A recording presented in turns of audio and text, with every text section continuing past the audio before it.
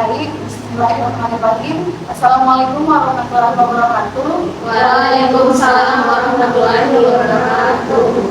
Sebelumnya saya mau berterima kasih sama teman-teman karena sudah bersedia dengan senang hati untuk datang ke sini untuk kita laksanakan konseling kelompok. Nah, mungkin sebelum kita lanjut, mungkin alangkah baiknya kita memperkenalkan diri masing-masing. Nah, saya ada satu cara bagaimana mungkin teman-teman di sini kan sudah saling mengenal. Nah, kalau sudah saling mengenal, kita gunakan cara ini untuk perkenalan. Kayak misalnya, perkenalkan nama saya Gita, di samping kanan saya Sri Rahayu, di samping kiri saya Indra Cahyani. Seperti itu. Dimulai dari Indra Cahyani. Baik, perkenalkan nama saya Indra Cahyani, di samping kiri saya Dr. Azhar Raini Setiawo, dan di samping saya ada Amelia Tutosuto. Perkenalkan nama saya Amelia Tutosuto Setiawo, di sebelah kanan saya ada Indra Cahyani, dan di sebelah kiri saya ada Amelia Setiawo.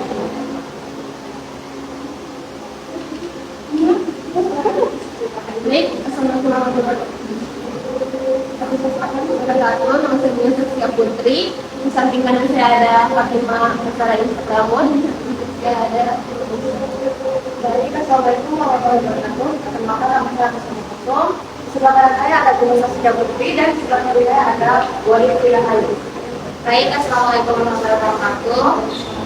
Perkenalkan, nama saya Oda Sri Rahayu, dan di samping kanan saya ada Umum Kulsum, dan di samping kiri saya ada Anissa Amelia Prasetya. Kita sudah cukup mengenal ya.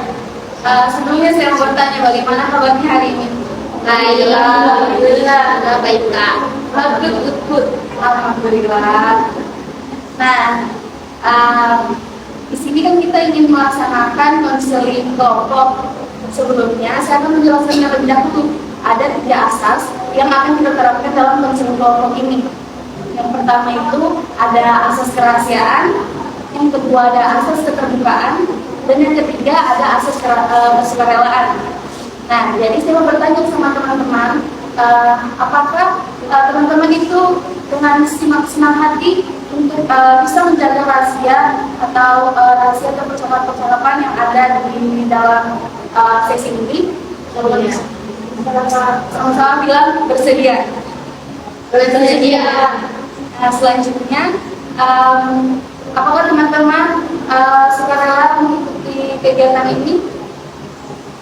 Ya, sukarela. Selanjutnya, saya mengharap teman-teman bisa terbuka untuk menceritakan masalahnya, karena yang pastinya ini hanya pembahasan sini tidak akan seberluaskan keluar. Oke, mungkin kita mulai saja.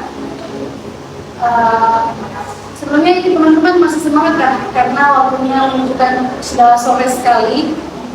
Masih kuat. Semangat ya. Nah, mungkin selanjutnya saya ingin menanyakan sama teman-teman terkait masalah yang teman-teman hadapi. Mungkin dimulai dari Mbak Cahyani. Saya sekarang kan sudah menuju jam akhir. Jadi kan banyak sekali juga. Nah, kalau di malam hari itu, saya tuh kalau jam-jam awal itu santai sekali, tidak mengerjakan tugas. Nah, ketika sudah masuk rumah malam, saya mulai kayak mau mengerjakan tugas tersebut. Nah, akhirnya saya pada tidurnya sampai tengah malam, tidak bisa tidur lebih awal karena tugas itu. Kita simpan dulu. Selanjutnya Fatimah. Begini, akhir-akhir ini kan tugas berikutnya kan banyak. Nah, terus saya tuh kalau malam tuh kayak malas menyelesaikan tugas karena saya buktikan HP-ku gitu. Kayak drakorku yang nonton atau scroll TikTok atau channel dengan orang lain gitu. Jadi saya tuh fokusku itu teralihkan sama fokusku yang mau kerjakan tugas teralihkan sama main HP. Jadi saya suka kerja tugas-tugasku sampai terlalu sama main HP. Nah, pas sudah mau deadline nyanyi, tugasku sudah selesai. David, akhir-akhir ini saya tuh kalau fokus karena mungkin kekurangan tidur, karena setiap hari itu saya biasa kerja tugas dari jam 8 malam sampai jam 11 atau jam 12 malam. Kemudian dari jam itu, karena menurut saya tidak mau membawa waktu saya untuk scroll TikTok, nonton drakor. Jadi saya itu mengambil waktu itu dari jam 11 atau jam 12 itu untuk scroll TikTok atau nonton drakor sampai subuh. Sehingga mungkin itu yang membuat saya jadi kurang fokus mungkin atau kurang bersemangat. Akhirnya saya tidak mengerti atau kurang memahami apa yang dijelaskan dari dosen-dosen tersebut. Selanjutnya, program kedua yang juga kalau pakai seperti beberapa teman ya, kalau pagi itu kurang fokus karena semua sekali malam itu kan selalu pasti waktu begadang, apalagi jam 9 sampai jam 12 itu selalu pakai akan TikTok. Awalnya kan nggak bilang belum hidup lagi. Jam 13 sampai jam 12 dan laki-laki itu masih karena HP udah mati sendiri, HP lobet. Selanjutnya, kalau saya itu akhir-akhir ini kayak serasa setiap masuk kuliah itu saya rasa mendengar terus kayak jadi saya tidak fokus nih dengan penjelasannya itu dosen, karena pada saat malamnya itu bukannya sehabiskan waktu untuk juga belajar kerja luas, tapi kayak habiskan sama nonton TikTok, nanti sama jeda dulu, nanti pas ujungnya sudah tengah malam masuk kerja. Dan jadi pas aku kuliah pagi itu kayak kuliah jam 6.30, ada jam 9 gitu, kayak sebulan tuh jadi tidur saya sama dengan itu suruh. jadi mungkin saya mau bertanya dulu lagi sama teman-teman. Saat teman-teman itu menunda pekerjaan, menunda waktu istirahat teman-teman itu untuk bermain HP, apakah kayak apa yang teman-teman merasakan? Kadang biasa bisa kalau malam tidak terlalu begadang, masih sedikit bisa sebenarnya di kampus, tapi lain lagi, kita bilang lagi. Kalau pada saat kalian melakukan scrolling itu, apa yang kalian rasakan? Kayak senang, Untuk kayak untuk pekerjaan sebagai ini kita. Pokoknya dari video lucu. Kita paham. Ini saya bertanya, teman-teman itu pernah dengar istilah sleep revenge procrastination? Belum? Atau revenge bedtime procrastination? Belum? Nah, apa yang teman-teman alami, teman-teman lakukan ini adalah sleep revenge procrastination, yang dimana ini itu adalah fenomena dimana seseorang itu sengaja menunda waktu untuk tidur untuk mendapatkan waktu pribadi, karena mungkin dia kecapean di sekolah, di kampus, kecapean kerja tugas harian, jadi dia gunakan waktunya ini itu untuk minta gitu. Nah, saya punya kebiasaan ini tuh pasti memunculkan yang namanya teman-teman sebut kayak menyesal. Nah, ini tuh kalau dilakukan terus-menerus itu bisa merusak siklus, di mana yang pertama itu kurang tidur. Nah, kurang tidur itu menyebabkan kelelahan siang hari. Selanjutnya karena kelelahan siang hari ini konsentrasi berkurang. Nah, habis itu performa akademiknya kita juga menurun. Nah, stres meningkat, sehingga untuk mengurangi stres itu kita melakukan lagi hal yang sama, ya kan? Nah, selanjutnya saya mau tanya dari teman-teman. Menurut teman-teman, ini bertahan lama nggak senangnya? Tidak, hanya sakit lagi. Hanya sakit itu. Nah, teman-teman mau gitu-gitu terus saja tidak.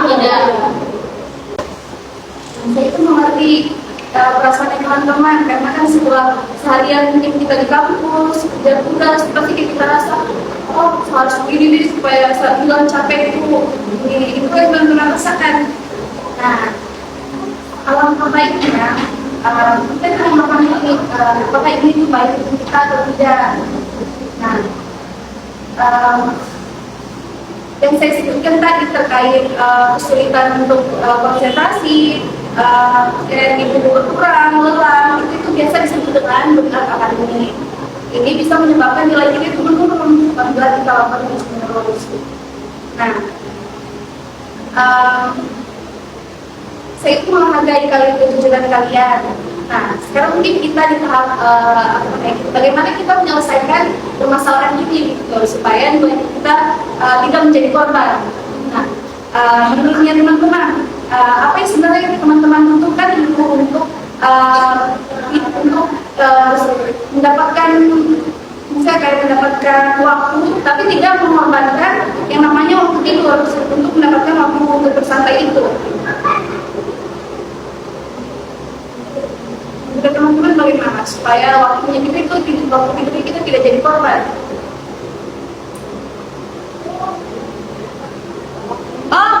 Batasi main HP di atas jam 10 malam. Karena kan kalau jam 10 malam itu pasti godaan toh. Nah, jadi jauh-jauh itu pasti kasih mati memang HP supaya jangan kita tergoda untuk maju-maju kita dalam waktu itu. Menurutku kayak kalau misalnya sudah dikasih tugas sama dosen itu bisa kita kerja cepat supaya ada juga waktu kita untuk main HP gitu. Kita lagi. Menurut saya ya sama kayak Fatimah tadi, kita itu kalau punya tugas yang kita tunda kita kasih kerja cepat nih memang supaya pas malam itu ada waktu kita main HP kayak dari jam 7 sampai jam 8, jadi jam 9 kita tidur nih dan kita pikir juga seperti itu. Iya, teman-teman itu bagus sekali, bagus. Saya percaya teman-teman itu orang yang memiliki kemampuan untuk menentukan pilihan yang terbaik bagi teman-teman sendiri. Nah, jadi mungkin kita bisa buat rencana perubahan dengan yang pertama, kita mengurangi waktu bermain HP, dibatasi sampai jam 10 malam, tidur maksimal mungkin kita bisa buat jam tidur maksimal. Teman-teman biasanya kalau maksimal tidurnya itu jam berapa? Jam 12 Pak. Berarti cocok sampai jam 10 saja. Kita usahakan beberapa minggu ke depan kita waktu tidurnya sampai jam 10. Nah, jadwal belajarnya kalau ada tugas langsung dikerjakan. Selanjutnya apa lagi? Tidak membawa HP ke tempat di luar, karena pasti kita kan distraksi oleh hal tersebut. Tiba-tiba masuk notif, buka lagi, apalagi sudah beli video-video lucu ada notif, udah nonton lagi, kebablasan lagi, kamu kasih nanti saja dan tanya. Iya, dan mungkin yang terakhir supaya teman-teman bisa relax, mungkin bisa menggunakan musim-musim relaksasi supaya bisa relax. Dan Bagiku juga bisa supaya kita bikin kantor. ya, jangan nih pegang HP terus, bisa. Nah, mungkin untuk terakhir saya mau bertanya sama teman-teman, setelah mengikuti kegiatan hari ini, apa yang teman-teman dapatkan? Jadi, kita mau main HP dan kita malam. Karena kalau kita berjalan sih kayak karena nggak susah aktivitasnya kita. Jadi tugas-tugas yang kita dikasih itu Jadi tahu dulu kita main HP sama tengah malam. dan jadi lebih tahu pentingnya tidur itu. Sama teman-teman jadi tahu apa hubungan dari sleep and procrastination dengan akademik ini. Jadi teman-teman bisa, karena teman-teman sudah tahu, jadi teman-teman itu bisa mencegah. Saya berterima kasih atas kejujuran teman-teman. Mungkin kita akan mengadakan sesi selanjutnya untuk membahas apa yang teman-teman sudah, perubahan apa yang sudah teman-teman dapatkan. Mungkin dari saya ucapkan Assalamualaikum warahmatullahi wabarakatuh dan terima kasih. Waalaikumsalam warahmatullahi wabarakatuh. Terima kasih.